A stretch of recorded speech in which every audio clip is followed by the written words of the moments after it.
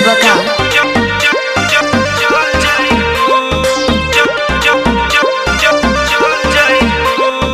Kalika studio Ara.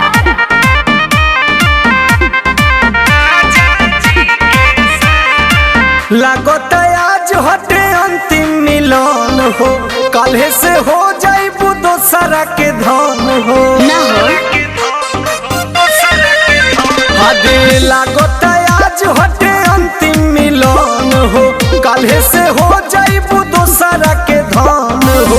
कोई के शादी बदल जाइबू, हाँ बदल जाइबू। अरे ऐसे मत बोला। तो अपना पियावा के साथ कलहू डोलिए में चल जाइबू। तो अपना राजा जी के साथ कलहू डोलिए में चल जाइबू। ऐसा बात नहीं है। म्यूजिक विशाल यादव।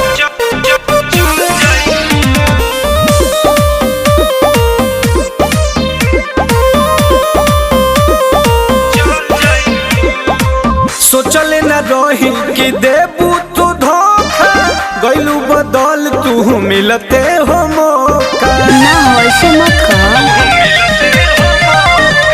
सोचले न रही कि देबू तू धोखा, गइलू बदल तू मिलते हो मौका।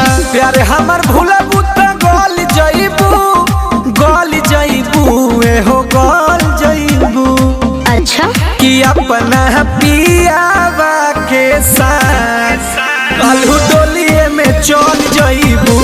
कि अपना राजा जी के साथ कलहू डोलिए में चल जाइबू।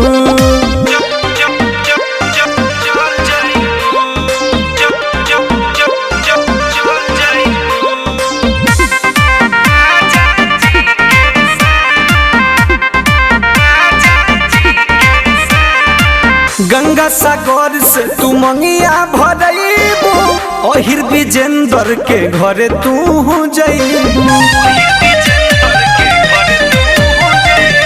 गंगा सागर से तू मंगिया भरइबू, नीतीश विकास के हो घरे तू जइबू। राकेश के दिल से निकल जइबू,